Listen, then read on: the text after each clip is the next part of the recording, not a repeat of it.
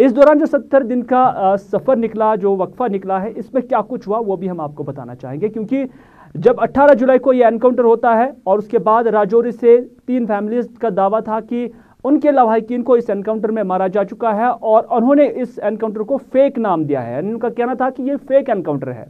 और उसके बाद फौज ने अपनी लेवल पर तफ्तीश चलाई और कोर्ट ऑफ इंक्वायरी शुरू की और 18 सितंबर को फौज की जानब से एक प्रेस बयान आया और उस प्रेस बयान में मुख्तसरन ये कहा गया है कि इस एनकाउंटर के दौरान फौज ने armed forces special powers act का जो इस्तेमाल है वो हद से ज़्यादा किया। यानी डायरेक्टली और इनडायरेक्टली फौज का ये मानना था कि इसमें ताकत का गलत इस्तेमाल हुआ है।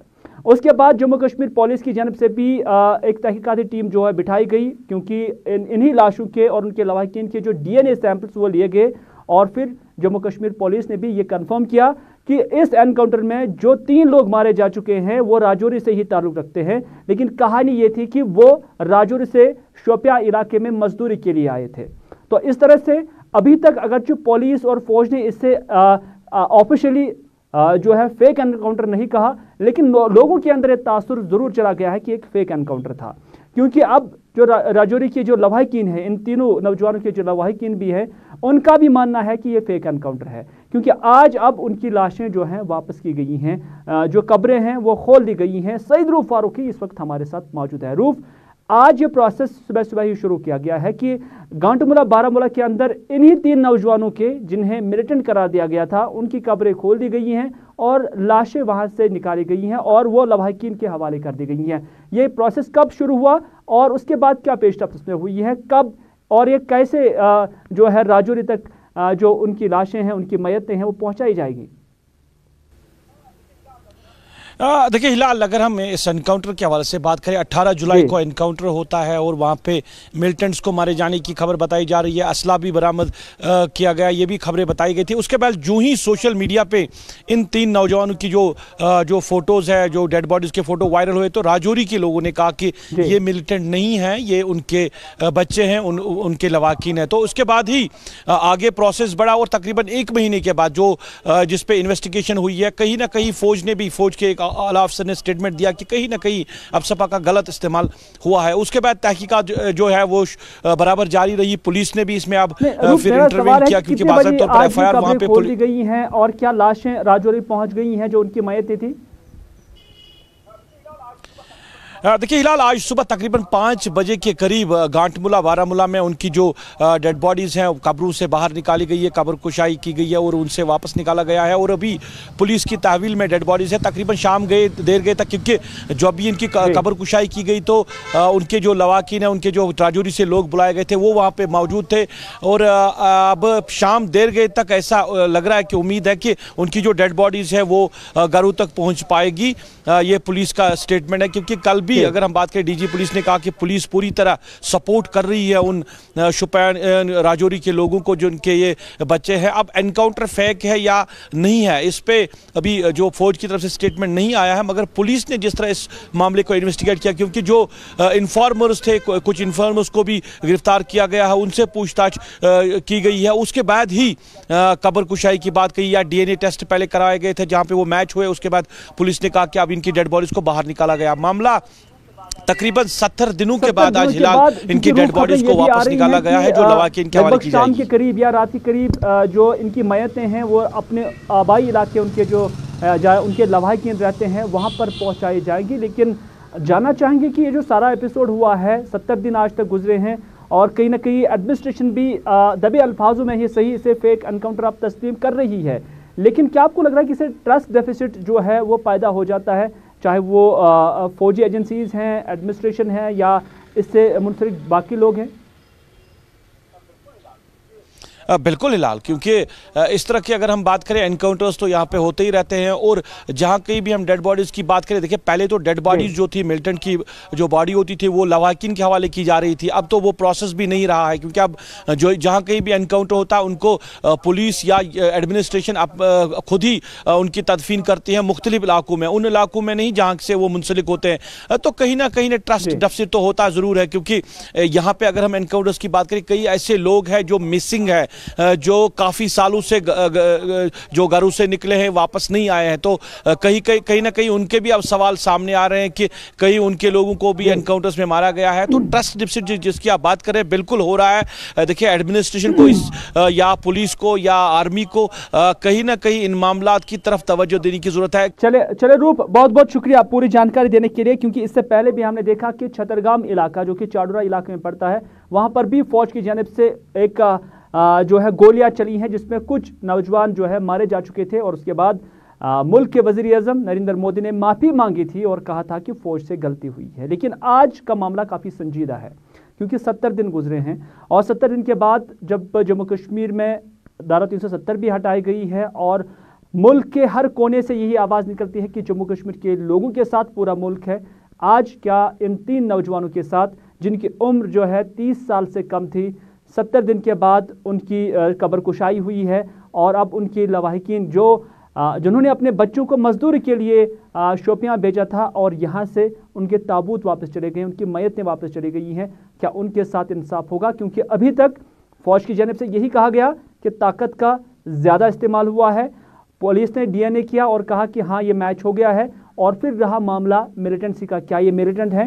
यानी 70 दिनों में भी अभी तक फौज या पुलिस ये नहीं कह पाई है कि इनका ताल्लुक किसी भी मिलिटेंट तंजीम से था। लेकिन अब न सिर्फ सवाल इतना है, सवाल ये भी है कि जो उनसे हथियार बरामद किया गया है वो आया कहाँ से, वो उसे बनाया गया कहाँ से, और ये जो पूरी थ्योरी थी, क्या ये सिर्फ उन 2 लोगों को जिनको पुलिस ने हिरासत में लिया है या जिन्हें रिसेंटली जो शोपियां के कोर्ट में रिमांड पर अभी भी गिरफ्तार किया गया है, जिन्होंने इंफॉर्मेशन फौज को दी थी, क्या ये वहीं तक सीमित रहेगा या कि इसके तार कहीं और पर भी है? अब सबकी नज़रें जो है इसी चीज़ पर, इसी तहकीकात पर टिकी हुई है और सब देखना चाहते हैं कि आखिर ये हथियार कहाँ से आया और ये एनकाउंटर कैसे हुआ है।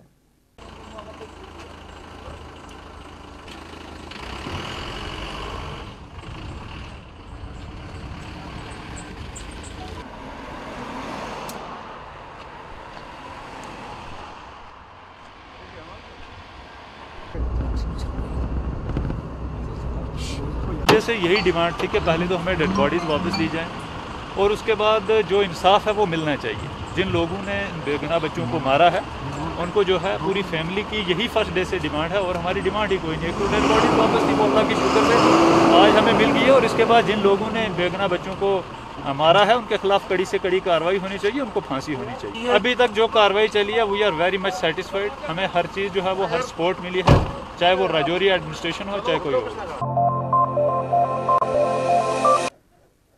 चलो नाज़रीन, आप देख रहे हैं प्रोग्राम स्पेशल रिपोर्ट और स्पेशल रिपोर्ट में अब बात करते हैं 4G इंटरनेट की, क्योंकि 4G इंटरनेट 5 अगस्त साल 2019 से ही जम्मू कश्मीर में बंद है। मुल्क के आवाम भी जानते होंगे और जम्मू कश्मीर के लोगों को पहले से ही पता है कि वो उन्हें 2G पर ही गुजारा करना पड़ता है, क्योंकि एडमिनिस्ट्रेशन की जानिब से, खासतौर पर पुलिस एडमिनिस्ट्रेशन की जानिब से यही कहा गया है कि इससे यानी 4G रेस्टोर करने से मिलिटेंसी को बढ़ावा मिल सकता है, मिलिटेंट एक्टिविटीज़ को बढ़ावा मिल सकता है। और उसके साथ साथ जो मिलिटेंटों की कहानियाँ होती हैं या मिलिटेंटों को जो अपने अहदाफ होते हैं उसकी तकमील में 4G जो है उनके लिए मददगार साबित होता है। लेकिन सवालात उठते हैं इस बात को लेकर कि मुल्क की एक बड़ी कंपनी जम्मू कश्मीर के अंदर जो है लीज लाइन के नाम से कनेक्शन देती है और यहाँ पर 4G इंटरनेट भी फराहम किया जाता है।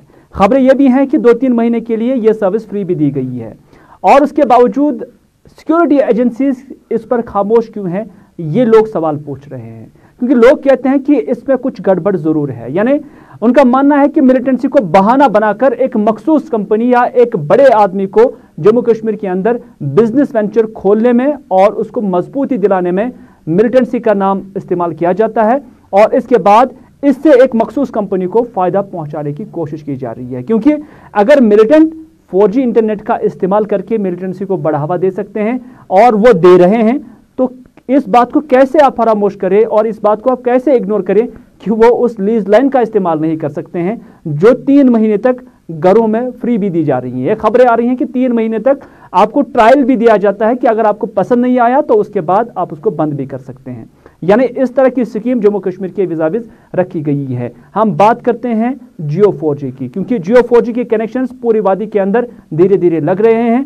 4G मोबाइल इंटरनेट पर पाबंदी है, क्योंकि मिलिटेंट्स इसका गलत इस्तेमाल कर रहे हैं। ये पुलिस का मानना है, सिक्योरिटी एजेंसीज का मानना है, लेकिन हकाइक इससे काफ़ी दूर लग रहे हैं। और ये हर कोई जी शोर इंसान या कोई भी आम इंसान भी जब ये सुनता है कि 4G जो है लीज लाइन पर जारी है, बहाल है, तो उससे क्या मिलिटेंट इस्तेमाल नहीं कर सकते हैं, या जिन्हें समाज के अंदर मुनाफरत फैलानी होगी, गड़बड़ करना होगा, क्या वो इसका इस्तेमाल नहीं कर सकते हैं? और क्या उसके लिए 4G ही काफ़ी है? क्या 2G पर ये चीज़ें नहीं की जा सकती हैं? कई तरह के सवाल जो है गवर्नमेंट ऑफ इंडिया पर उठाए जा रहे हैं और सिक्योरिटी एजेंसीज पर उठाए जा रहे हैं। लेकिन उससे पहले हम आपको इंडियन एक्सप्रेस, जो कि हिंदुस्तान का एक बड़ा अखबार है, उसमें एक खबर छपी है साबिका लेफ्टिनेंट गवर्नर GC मर्मू के हवाले से, और उन्होंने भी स्टेटमेंट 24 जुलाई को दिया था और इसमें यह साफ कहा गया था कि उन्होंने एक लेटर जो है मरकजी दाखिला वजारत को लिखा है और उस लेटर में उन्होंने कहा कि अगर जम्मू कश्मीर में 4G सर्विस बहाल होती है तो उससे कोई फर्क नहीं पड़ता था। यानी उस वक्त GC मर्मू जम्मू कश्मीर के लेफ्टिनेंट गवर्नर, या हम ये कहेंगे कि जम्मू कश्मीर के हेड थे, और उन्होंने लिखित में दिया था या उन्होंने कहा था कि उन्हें कोई प्रॉब्लम नहीं है जम्मू कश्मीर के अंदर अगर 4G सर्विस को बहाल किया जाता है। जब एक यूटी का हेड ऐसा कहता है और उसके बाद उसे बहाल नहीं किया जाता है तो समझ में आता है कि ज़रूर कोई अंतर है या ज़रूर कोई फ़ायदा है जो एक मखसूस कंपनी को जम्मू कश्मीर के अंदर दिलाया जा रहा है। तो इस तरह से जम्मू कश्मीर के लोगों को बलि का बकरा नहीं बनाया जा सकता है। लोग अब ये सवाल पूछने लगे हैं।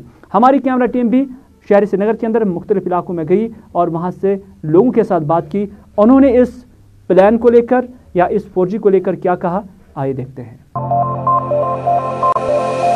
जैसे आप बखूबी जानते हैं कि हम पिछले 1 साल से सुनते आए हैं कि 10 दिनों के बाद, 20 दिनों के बाद, 30 दिनों के बाद 4G रेस्टोर होगा, 4G रेस्टोर होगा।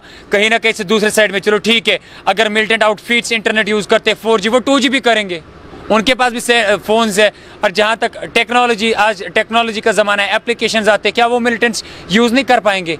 या बाकी सारी चीज़ों की अगर बात करें, एक साइड में 4G आपने बंद रखा है, दूसरी साइड में 4G फाइबर का इस्तेमाल कर रहे हो आप, या दूसरे फाइबर्स आ रहे हैं जो 4G प्रोवाइड कर रहे हैं। क्या मुझे आप खुदारा बताइए, मेरे पास, मैं एक लोकल हूँ, दिन में मजदूरी करता हूँ, मुझे बताइए मैं कैसे फाइबर परचेज करूँ? मेरा भाई दूसरे साइड से, उसका लास्ट सेम चल रहा है, उसको यहाँ पे मटेरियल, स्टडी मटेरियल की ज़रूरत है।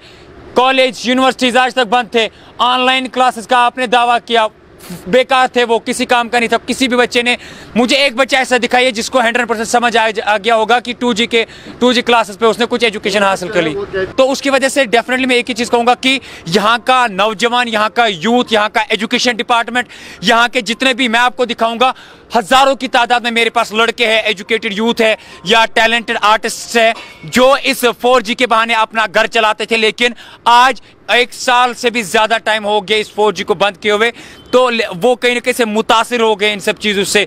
और हमारी भी गुजारिश ये रहेगी कि अब जाके कश्मीर के आवाम के साथ मजाक करना बंद करे और कश्मीर के आवाम को राहत की सांस दे और उन बच्चों को मौका दे ताकि वो जाके ऑनलाइन स्टडी मटेरियल हासिल करके बड़े बड़े एग्जामों में वो पार्टिसिपेट कर। ये सिंपल इशारा इस तरफ है कि निजी कंपनियों को, अंबानी ग्रुप को, ये उनको उठाना है कि ये पैसा उधर ही जाता है। ये सिंपल सी बात है। जब तक फाइबर, जो जियो फाइबर का 5G प्लान है यहाँ पे पूरे कश्मीर में ना लगे, पूरे जम्मू कश्मीर में ना लगे, तब तक तो 4G चलने के आसार दिखते ही नहीं है। एक दूसरी बात ये है कि हम 2G सर्विसेज इस वक्त यूज़ कर रहे हो और हमें 4G के पैसे देने पड़ते हैं। ये तो 1.5 साल से हो रहा है, इस पर कोई बात ही नहीं कर रहे हैं। लेकिन ये अगर देखा जाए, पूरा का पूरा जो अंदाज़ा इसी पे लगाया जा रहा है कि निजी कंपनियों को उठाने के लिए अब देखो किस हद तक ये सरकार कौन से कदम उठा रही है। 5G जियो जब तक कंप्लीट नहीं होगा, डोर टू डोर ये कंप्लीट नहीं होगा, तब तक 4G सर्विसेज नहीं होंगे, ये हमें लगता है। और दूसरी बात, सिचुएशन के हवाले से बात की जाती है कि यहाँ के हालात ख़राब हैं। यार हर एक चीज़ का तोड़ है, हर एक चीज़ का तोड़ है। अगर कोई सोशल मीडिया गलत यूज़ करता है उसके लिए भी तोड़ है। आज क्या कुछ पॉसिबल नहीं है, लेकिन इस अंदाज से देखना, इस नज़र से देखना कि 4G सर्विस चालू करेंगे तो हालात ख़राब हो जाएंगे, ऐसा कुछ है ही नहीं। 1.5 साल से कुछ नहीं हुआ तो अब क्या होगा? अब तो 5G जो जियो फाइबर लगाया गया तो क्या वो हाई स्पीड इंटरनेट नहीं चला रहे हैं? तो ये मुझे लगता है कि ये सारा जो 5G जो वगैरह है, ये सब कुछ है जियो फाइबर की जो डोर टू डोर कैंपेन है, इसको कंप्लीट करेंगे और जो 4G सर्विस है तब तक इस पर स्टे लगाएंगे और ये 4G सर्विस तब तक नहीं चलिए नाज़रीन, आपने सुना लोगों ने क्या कहा 4G को लेकर, इंटरनेट को लेकर और उस लीज लाइन के मालिक को लेकर, क्योंकि सवालात लोगों की जानब से पूछे जा रहे हैं। लेकिन आपको जीसी मरमू का एक और बयान भी याद दिलाते हैं कि जो उस चिट्ठी में उन्होंने कहा, या इंडियन एक्सप्रेस में जो खबर छपी थी उसमें उन्होंने ये भी कहा था कि अगर शरपसंद लोगों को या उसके साथ साथ मिलिटेंटों को इंटरनेट का इस्तेमाल करना होगा तो वो 2G से भी अपनी ज़रूरियात पूरी कर सकते हैं। यानी 2G सर्विस अभी जम्मू कश्मीर में चल रही है, इससे भी वो अपनी ज़रूरियात पूरी कर सकते हैं। कोर्ट में भी ये केस चल रहा है और कोर्ट ने भी यही कहा है कि ये जो ट्रायल बेस पे ये चलाई जाए, और ट्रायल बेस पे 2 डिस्ट्रिक्ट के अंदर, जम्मू और कश्मीर के अंदर चलाया गया है और वहां से भी अब एक्सटेंड उसको किया जाता है। और अभी तक कोई भी रिपोर्ट ऐसा पुलिस की जानब से जाहिर नहीं किया गया है जिसमें कहा गया है कि इन 2 डिस्ट्रिक्ट्स में मिलिटेंटों ने इसका गलत इस्तेमाल किया और उसको सबूत के तौर पर कोर्ट में पेश किया जाता। यानी ये चीज़ें जो है काफ़ी अंतर लग रहा है कथनी और करने में, और ऐसा लग रहा है कि जो स्टैंड वहाँ पर सिक्योरिटी एजेंसीज या दाखिला वजारत का है वो काफ़ी नामाकूल है और उसकी जो ताकत है वो बहुत कम है। और ऐसा करके लग रहा है कि जम्मू कश्मीर के लोगों के साथ जो है धोखा किया जा रहा है, और ये धोखा कब तक किया जाएगा, इस हवाले से हम भी आवाज़ उठाते रहेंगे। नाज़रीन, आवाम के दिल जीतने के लिए सरकार ने कहा था कि रोज़गार के मौके पैदा किए जाएंगे और उसके साथ साथ जम्मू कश्मीर के अंदर तामीर और तरक्की का जाल जो है वो बिछाया जाएगा। Back to village first, back to village second और बैक टू विलेज थर्ड का नाम भी दिया गया है और कहा गया है कि हर कोई अफसर हर गांव में जाएगा, वो KS ऑफिसर होगा और उसके साथ साथ IAS ऑफिसर भी हो सकता है, वो गांव-गांव जाएंगे, लोगों के मसाइल सुनेंगे। और इस हवाले से अभी तक back to village 1, back to village 2 में कई सारे लोगों के मसाइल सुने गए, क्योंकि लोगों के मसाइल इतने हैं कि वो अब सरकारी अफसरान भी सुनते हुए थक जाते हैं। लेकिन हक ये है कि इन मसाइल पर इन्हें सुना तो गया, लेकिन अभी तक भी जस्टिस डिलीवर नहीं किया गया है। ऐसी ही कहानी आज सुंबल एरिया में सुनाई गई और यहाँ पर जो ये कहानी है या जो रुदाद है या जो शिकायतें हैं या जो एहतजाज है, ये यहाँ के मकामी पंच और सरपंचों ने किया। उनका मानना है कि जब बैक टू विलेज फर्स्ट और बैक टू विलेज 2 में जो मसाइल लोगों ने उभारे, हालांकि इलेक्टेड रिप्रेजेंटेटिव है और इनकी तकरीरें जो हैं लाल किले की फसील से भी सुनाई देती है बार बार वज़ीर आज़म की ज़ुबान से, लेकिन आज यही जो चुनिंदा नुमाइंदे हैं ये कहते हैं कि जो इससे पहले फर्स्ट और सेकंड हुआ है उसमें जितने भी मसाइल उठाए गए किसी पर भी कोई अमल दरामद नहीं हुआ है, यानी लोगों के मसाइल जो के तो हैं। तो अब बैक टू विलेज थर्ड से क्या मुराद है? ये सिर्फ वक्त का ज़िया है और सरकारी पैसे का नाजायज़ इस्तेमाल है और इसका गलत इस्तेमाल है। वहाँ के लोगों ने मजीद क्या कहा, आइए आप तक पहुँचाते हैं। बैक टू विलेज नहीं चलेगा, नहीं चलेगा, नहीं चलेगा, बैक टू विलेज नहीं चलेगा, नहीं चलेगा, नहीं चलेगा, बैक टू विलेज नहीं चलेगा, नहीं चलेगा। इंसाफ दो, इंसाफ दो, नाम को इंसाफ दो। इस्तिसाल मत करो, मत करो, मत करो, इस्तिसाल मत करो।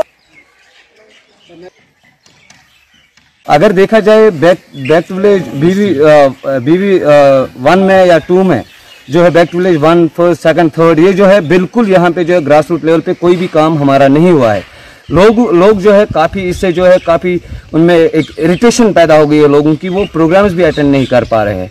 इवन की देखा जाए कल हमारे यहाँ BV 3 लगाया गया था, बैक टू विलेज थर्ड लगाया गया था, मगर अनफॉर्चुनेटली हमारे यहाँ ऐसे ऑफिसर्स और उनके साथ साथ जो है नायल जो है कैजुअल लेबर्स को हमारे साथ बात करने के लिए भेजा गया था, जबकि अवाम के कई नुमाइंदे यहाँ पहुंचे थे जिन्होंने बिल्कुल रिफ्यूजल किया उनके साथ बात करने के लिए। यहाँ पे प्रोटेस्ट हुआ, बाइकआउट के लिए हम बैठे।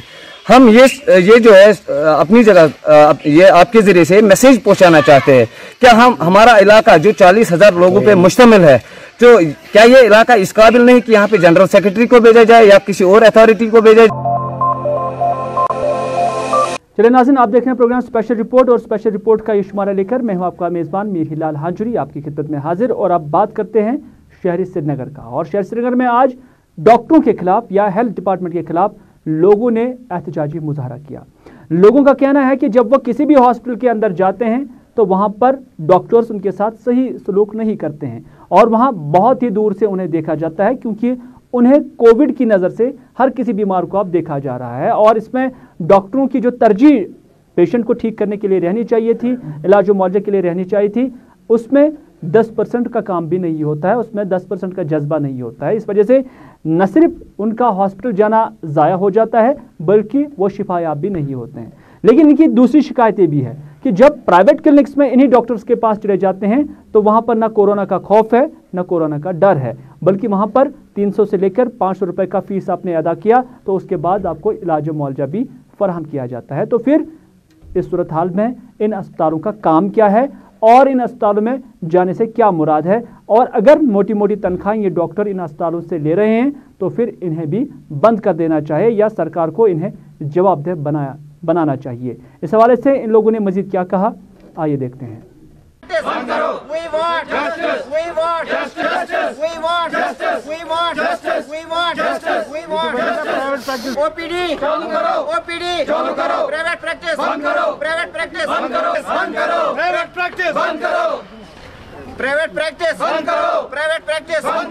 हम चाहते नॉन कोविड के लिए ये खुलना चाहिए, ओपीडी चालू होनी चाहिए और प्राइवेट प्रैक्टिस के लिए बैन होना चाहिए। जो इन सर्विस, हाँ एक चीज़ कीजिए, ये जो इन सर्विस डॉक्टर्स है वो रिजाइन दे, गवर्नमेंट के लिए वो आसान हो जाएगा। एक प्राइवेट जो वो जॉब भी उसके लिए खुला जाएगा, वो बाहरी जॉब करे। हम जेवीसी गए थे, सोरा गए थे, SMHS गए थे, कोई बड़ा डॉक्टर वहाँ पे इलाज नहीं करता है, वो सारे बाहर करते हैं इलाज, खैबर में करते हैं, नूरा में करते हैं। नूरा अब एक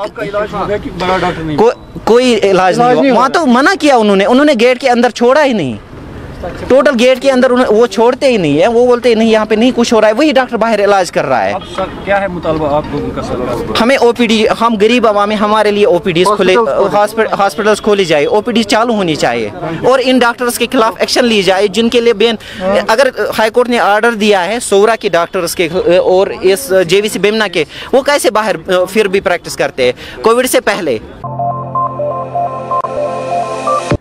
नाज़रीन, आप जानते हैं कि जम्मू श्रीनगर कौमी शाहराह अक्सर व बेशतर बंद रहता है क्योंकि इस शाहराह पर या तो चट्टानें खिसक आती हैं या कि फिर हम देखते हैं कि यहाँ पर कंस्ट्रक्शन का काम जारी है। ना ये कंस्ट्रक्शन कभी यहाँ पर मुकम्मल हुई और ना ही ये चट्टानें खिसकना बंद हो गई हैं, और ये काफ़ी अरसा दराज से हम यहाँ पर देखते आए हैं। यहाँ तक कि इस बार मौसम गर्मा में भी ये शाहराह अक्सर व बेशतर बंद ही रहा, जिसकी वजह से मुसाफिरों को, माल बरदार गाड़ियों को या ड्राइवर साहबान को काफ़ी मुश्किलात से दो चार होना पड़ा। लेकिन इसी दौरान हमने देखा कि मुगल शाहराह पर भी ट्रैफिक का आना जाना जारी था, और अब जो ही विंटर्स शुरू होने लगे हैं या हम ये कहेंगे कि मौसम ख़ज़ां जारी है, तो इसमें भी अब एडमिनिस्ट्रेशन ने ये फैसला लिया था कि मुगल शाहराह पर जो है सिर्फ माल बरदार गाड़ियाँ चलेंगी और यहाँ पर किसी भी मुसाफिर बरदार गाड़ी को जाने और आने की इजाज़त नहीं होगी।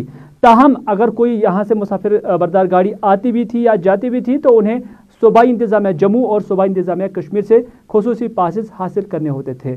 लेकिन अब एडमिनिस्ट्रेशन ने यह फैसला लिया है कि जब तक जम्मू श्रीनगर कौमी शाहराह बंद रहेगा तब तक मुसाफिर बरदार गाड़ियाँ इस मुगल शाहराह से आ भी सकती हैं और जा भी सकती हैं।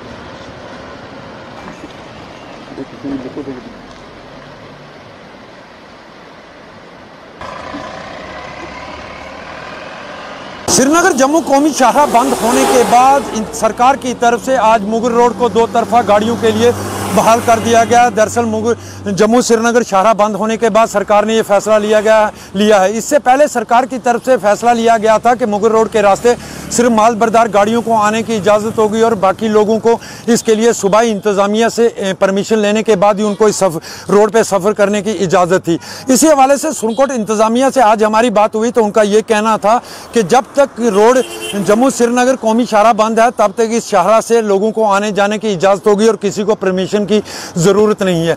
बड़ा सवाल ये है कि कोविड-19 के फैलने के बाद जहाँ आज हिंदुस्तान में पूरी तरह हर चीज़ बहाल कर दी गई है, चाहे ट्रेन की बात करें, गाड़ियों की बात करें या एयर सर्विस की बात करें, सब कुछ बहाल कर दिया गया, मगर मुगल शाहराह एक ऐसी शाहराह है जिस पर आज भी चलने की इंतज़ामिया की तरफ से पाबंदी आई थी। मगर आज इंतज़ामिया की तरफ से ये फैसला लिया गया है कि जब तक जम्मू श्रीनगर कौमी शाहराह पर गाड़ियों की आवाजाही बहाल नहीं हो जाती तब तक मुगल रोड के रास्ते तमाम लोगों को आने जाने की इजाज़त होगी। जमशेद मलिक, गुलिस्तान न्यूज़।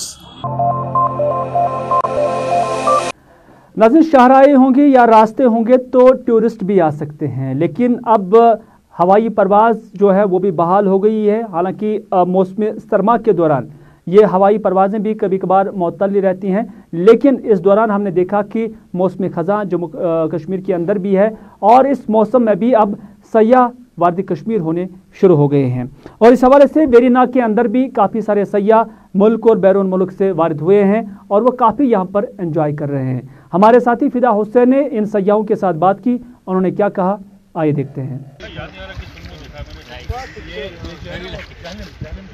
ये भी डिफरेंट लोकेशन होती है ना, गुलमर्ग में भी वहाँ भी लेटेस्ट की शूटिंग हुई है, इधर कोई लेटेस्ट कोई जुगनू जो है हवाओं में टिमटिमाएगा, आपकी रोशनी कायम रहेगी। मैं मानता हूँ कि मेरे दिए लखनऊ मैं माशाल्लाह बहुत अच्छा महसूस कर रहा हूँ। जैसे मैंने सुना था कि कश्मीर जन्नत है, लेकिन कभी देखा तो नहीं था, हमेशा या तो टीवी में देखा, लेकिन आज फर्स्ट टाइम अपनी आंखों से देखा तो सच में कह रहा हूँ जन्नत है। और तबीयत खुश हो गई यहाँ पे आके। और अब मैं नेक्स्ट टाइम जब आऊँगा तो इंशाल्लाह पूरी फैमिली के साथ आऊँगा, अपनी बच्चों को लेके आऊँगा, क्योंकि मैंने इतनी खूबसूरती कभी देखी नहीं। क्योंकि मैं जितने भी हिल स्टेशन गया हूँ, नैनीताल भी घूमा हूँ, शिमला मसूरी सब घूमा हूँ, लेकिन जो मज़ा मुझको कश्मीर में आके मिला है, सच पूछिए तबीयत खुश हो गई, लग रहा है मैं जन्नत में आ गया। जी परिवार वालों को आप जानते हैं बहुत डरते हैं कश्मीर से, और यहाँ के हालात के बारे में न्यूज़ के सुना करते हैं कि कहीं गोली चल रही, कहीं बम फट रहा है, तो लोग तो एग्री नहीं थे कि हम जाओ वहाँ पे, लेकिन आप लोगों की मोहब्बत उसको यहाँ पे खींच लाई। तो क्या मैसेज लेके आप लेके जाऊँगे? बहुत अच्छा है माशाल्लाह, जितने हम लोग को न्यूज़ देखते हैं सब ह्यूमर है और कुछ नहीं है। मेरा ये 8वां राउंड है और मैं 89 से कश्मीर आ रहा हूँ, जिस वक्त हालात यहाँ के ख़राब होना शुरू हुए थे। मैं उस वक्त से आ रहा हूँ, ना उस वक्त डरा और ना आज डरा। इस बीच न जाने कितनी चीज़ें आई, कितनी चीज़ें चली गई, हालात ख़राब होते रहे, अच्छे होते रहे, लेकिन हमारे लिए कश्मीर हमेशा अच्छा था, आज भी अच्छा है और इंशाअल्लाह हमेशा अच्छा रहेगा। देशवासियों के लिए क्या पैगाम है आप? देशवासियों के यही पैगाम है कि हम सब यहाँ से मोहब्बत करें, यहाँ के लोगों से मोहब्बत करें, और ये जन्नत है, इसको जन्नत की नज़र से देखें, यहाँ आएँ और उनको ऐसा लगे कि ये भी मेरा घर है और यहाँ के लोग भी हमारे अपने लोग हैं। सर आपने कहा यहाँ की मेहमान नवाजी मेरे ख्याल से, हम लोग लखनऊ से हैं, बताते हैं कि लखनऊ में बहुत अच्छी मेहमान नवाजी है, लेकिन अगर हमें देखा जाए तो हमें यहाँ लगा कि यहाँ उससे अच्छी मेहमान नवाजी है। बात करते हैं बारामूला की, और यहाँ पर गवर्नमेंट मेडिकल कॉलेज जो है उसके आसपास जो रहने वाले लोग हैं आज उनकी शिकायतें आप तक पहुंचाते हैं, क्योंकि उनका मानना है कि जो भी वेस्टेज इस हॉस्पिटल से, इस गवर्नमेंट मेडिकल कॉलेज बारामूला से निकलता है उसकी कहीं पर डंपिंग साइट नहीं है, मकामी लोगों का इल्ज़ाम है। उनका मानना है कि जो भी ट्रैश वहाँ से निकलते हैं या जो भी कोई वेस्टेज वहाँ से निकलता है तो वह आसपास फेंका जाता है, या तो उनके खेतों में, या तो उनके घरों में, या तो घर के बाहर जो ड्रेनेज होता है, जो नालियाँ होते हैं उसमें चला जाता है, जिसकी वजह से नालियाँ ब्लॉक हो जाती हैं और जो ज़मीन है, जो ज़री ज़मीन है, वो भी बंजर बनता जा रहा है। मकामी लोगों ने इस हवाले से मुतल्लिका इंतज़ामिया, ख़ासतौर पर डिस्ट्रिक्ट एडमिनिस्ट्रेशन से अपील की है कि वो इस मामले की तरफ तवज्जो दे और मकामी शहरियों की जो ये रुदाद है या जो उनकी शिकायतें हैं उनका इजाला करें।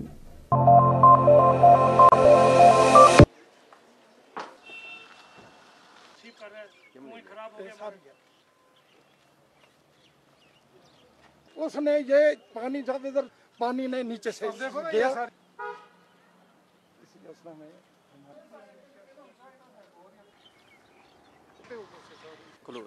और 200 साल का कुआं हमारा खराब। कुत्ते जितने भी इधर के कुत्ते हैं, कुत्ते सैकड़ों के हिसाब से यहाँ होते हैं। यहाँ लोग चल नहीं सकते, पेशेंट चल नहीं सकते, और यहाँ कुत्ते भी रहते हैं। बाकी गजालत है, सब ढेर वगैरह सोकेज का पानी जो है वो इधर ही आता है, वो इधर से लीक करके हमारे बाग में चला जाता है।